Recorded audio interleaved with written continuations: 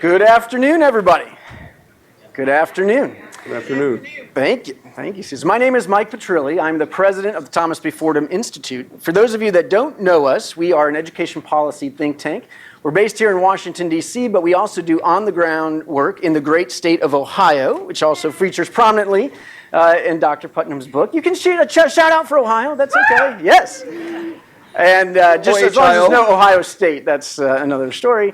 But Thomas B. Fordham was an industrialist way back in the day in Dayton, Ohio. So we have a mission to do on-the-ground school reform work in Ohio. We push for education reform out of Columbus, and we actually are a charter school authorizer out of Dayton and have 11 charter schools all over the state of Ohio. Before I go any further, most important thing, I have to give you the hashtag for today's event. Did you have a hashtag with the president yesterday? Was that, I don't remember that happening or not, but it is Our Kids. Very simple, hashtag Our Kids. If you see people on their phones, it's because they are tweeting. If you see me on my phone, it's because I am following the Twitter conversation, so I can bring it in here today. I am deeply honored to introduce and to host Professor Robert Putnam. I'll try not to gush too much, but I have been a huge fan of Dr. Putnam's for at least 20 years. Way back to my youth, and so this is a little bit like sharing the stage with one of my other, young heroes. When it's almost like having Bono on the stage, or Ozzie Smith, the St. Louis Cardinals. For those of you that don't know, I grew up in the Midwest. Ozzie Smith. So this is exciting for me to have Dr. Putnam here. And as many people have been writing when they've been reviewing his book, and I think pretty much everybody has reviewed his book at this point, is what makes him so special as a policy wonk. And we have many policy wonks in the crowd here today, Dr. Putnam, is that he has been able to transcend the world of the academy, but also the policymaker world, and capture the attention and imagination of policymakers at the very highest levels, including yesterday when he was sharing the stage with the President of the United States of America. I think all of us policy wonks can say, wow, that is really, really cool that you got to do that, right? Pretty amazing. All right, now for the formal introduction. Robert Putnam is the Peter and Isabel Malkin Professor of Public Policy at Harvard, a member of the National Academy of Sciences, the British Academy, past president of the American Political Science Association, received many awards, including the Skype Prize, the most prestigious global award in political science, National Humanities Medal, author of many books, and many of you probably first came to know him through Bowling Alone, which no doubt has had a huge impact on the way we think about social capital and related issues in America. He is here to talk about his latest book, Our Kids, The American Dream in Crisis. For those of you here, you can purchase the book outside afterwards for $24. And Professor Putnam has agreed to stay and sign books, so that is very exciting. And it is a fantastic book. It's definitely worth your attention, as are the many reviews that have been written about it. And these reviews, it's actually very helpful. For me, it gives us a lot of fodder to talk about some of the reactions that you've gotten. Those of us here at Fordham are particularly excited to hear Dr. Putnam talk about the implications of his work on education. We focused on education reform for 20 years. We have been studying and writing about and promoting standards-based reform, now best known as Common Core is where that is headed, as well as expanding parental choice in education. And probably the charter school movement is the best embodiment of that. We continue and will always continue to promote those two big issues. But we have a third issue that we have been getting into, and that is a personal passion of mine. And that's what we're calling education for upward mobility. And we have a line of work where what we are trying to do is to step back a little bit as members of the education reform community and ask this question: are we on the right track in education reform when we think about our strategy for helping many, many more low-income kids climb out of poverty, climb into the middle class? And it is my concern and my nagging suspicion that even though many of our strategies make perfect sense, that we absolutely, for example, want many, many, many more low-income kids to go to and through college, to and through four-year degrees. And therefore, the no excuses charter schools like KIPP, which get a mention in the book, that are preparing kids up to these high standards, efforts like Common Core to raise the bar and to tell parents the truth about whether their kids are on track, efforts to improve teaching and learning, raise standards for teachers. All of this makes a ton of sense. But I have also been worried that our focus on getting more low-income kids to and through four-year college degrees may be too narrow. that even if we succeed in that, right now we are only getting about 10% of low-income kids to and through four-year degrees. So if we doubled that, and we should, or triple that, and we should, that still leaves an awful lot of low-income kids for the foreseeable future that need other pathways to the middle class. And the good news from my perspective is that I believe that there are other pathways. And Dr. Putnam writes about some of those in the book. For example, technical programs where kids are still going to college, broadly defined, but getting post-secondary credentials that may not be a four-year degree, may be technical in nature. The trick, though, is that the best programs that lead to those kinds of post-secondary credentials, they tend to start in high school. So if all of our school reform efforts, K to 12, are focused on traditional college prep, we may be missing the boat here. You look in the charter school movement, maybe a dozen, maybe 24 charter schools have a career in technical education focus. None of the big name brand charter networks have a technical focus like that. I worry that we're overlooking things. And that we also, by focusing so much on education as the on-ramp to upward mobility, as we should, but we may not be paying enough attention to the common off-ramps. That we know there are common off-ramps, detours for many of our low-income kids that keep them from climbing into the middle class. The most common one is probably early and unwed childbirth, parenthood, right? Should our schools, especially our high schools, be working with our young people to help them make good decisions around family formation, around when do they decide to have children? How do they know that they're ready, and how can we help them wait until they are ready, right? Just as we help them make good decisions about their post-secondary options. So that's a lot to talk about, and I'm really excited to have Dr. Putnam here to help us unpack all of that, to tell us the stories from his book, and the research that he has looked at that is telling, in many ways, a very depressing story about what's happening to America's children. But also, this is a man who has great optimism. What can we do to reverse some of the trends that we're seeing? So, please join me in welcoming Dr. Robert Putnam. Thanks very much. I realize I may not be able to see all of you. I was going to prefer to sit, but maybe I have to stand. I'm going to keep ducking back and forth. What a pleasure for me to be here. I really appreciate the invitation. I know by name many of the people in the room, and I'm honored by your presence here. This is mainly going to be a conversation, not a lecture, though there's nothing so trivial that a Harvard professor can't figure out a way to inflate it to 50 minutes. I'm going to try to talk much less than that. And if I'm right about it, is pretty dangerous for the future of America, and that is a growing opportunity gap between rich kids and poor kids. That is a growing gap in the resources and the opportunities and the challenges that face kids coming from affluent backgrounds and kids coming from impoverished backgrounds. And I don't mean, by rich, I don't mean Bill Gates' kids, and by poor, I don't mean some homeless kid. I just mean basically the upper third of American society, which is, in round numbers, that's those Americans who have a college degree. Can I see the hands of all people in the room who have a college degree? So when I say rich, I mean you, us, I mean. And by poor, I don't mean the poorest of the poor, street people, or homeless people. I mean what we used to call the working class, that is kids coming from homes where no one has gotten past high school.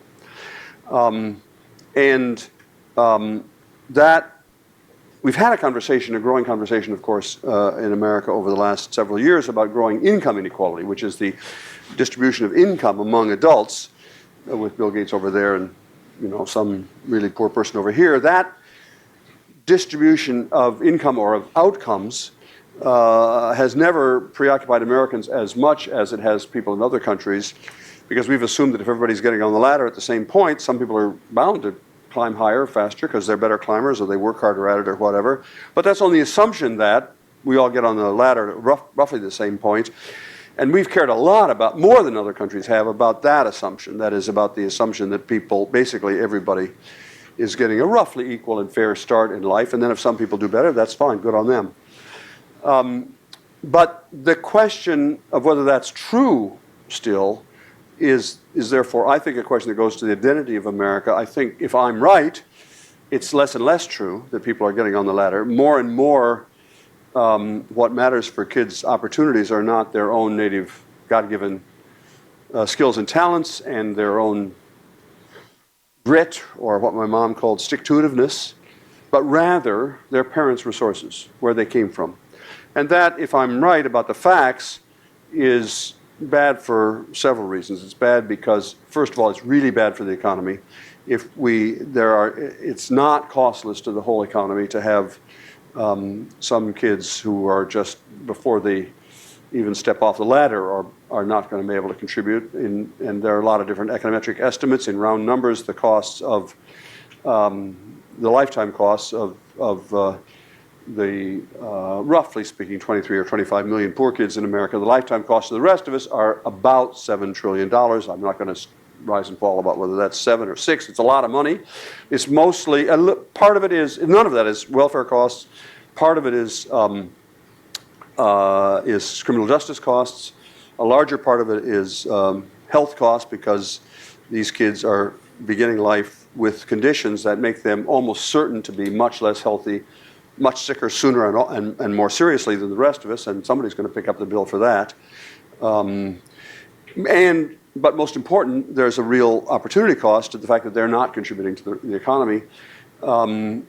If it's the case that, as some numbers suggest, roughly 70% of bright poor kids don't graduate from college, as opposed to 69% of dumb rich kids who don't graduate from college, that implies a serious cost, because those smart poor kids that are not going to college would otherwise be making contributions that would benefit all of us. So, to put it in a nutshell, my grandchildren are going to be worse off if we don't invest in and bring forward poor kids. It's not like there's a zero-sum game here. If we can help the poor kids, it's bad for my kids. On the contrary, if we help the poor kids, it's good for my kids, my grandchildren, I mean.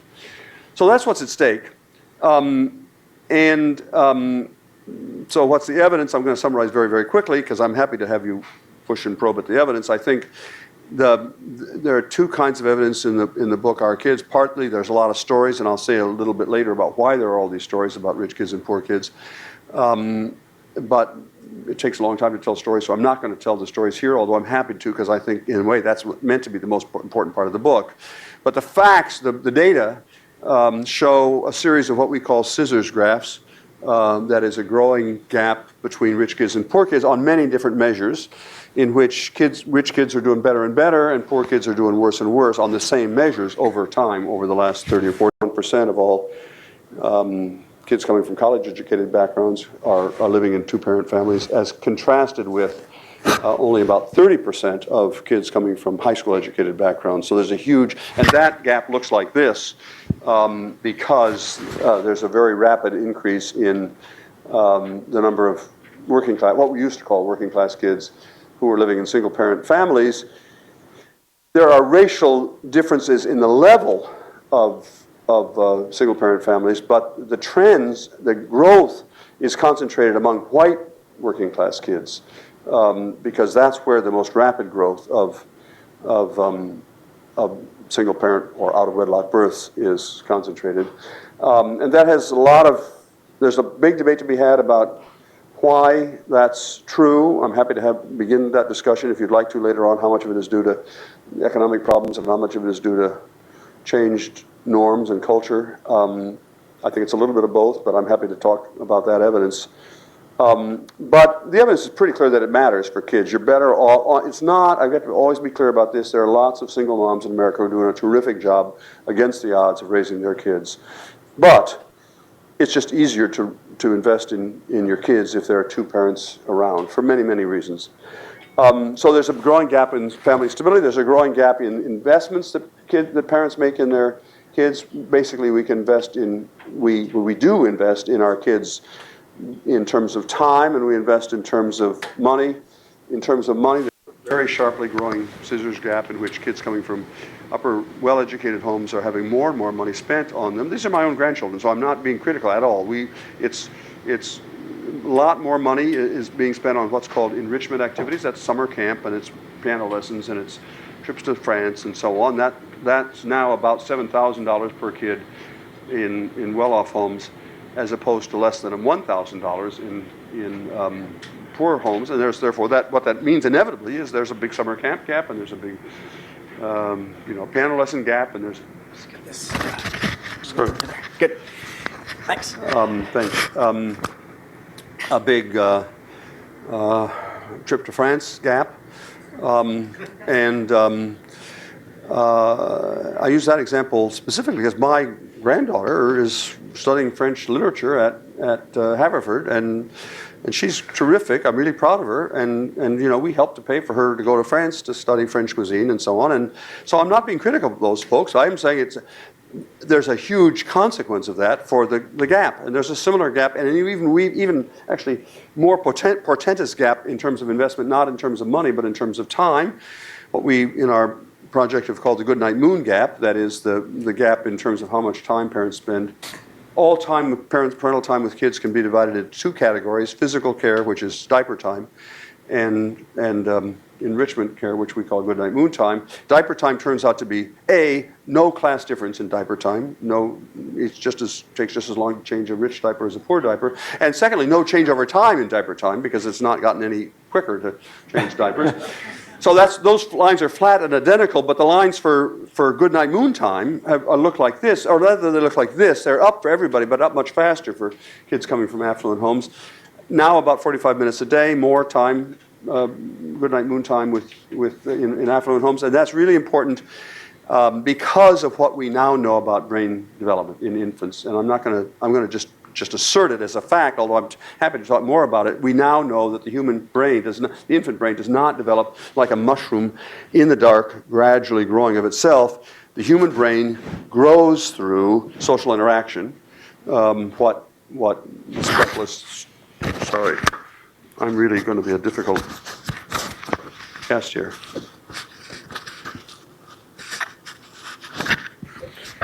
Suppose I hold this, can that? That's correct. The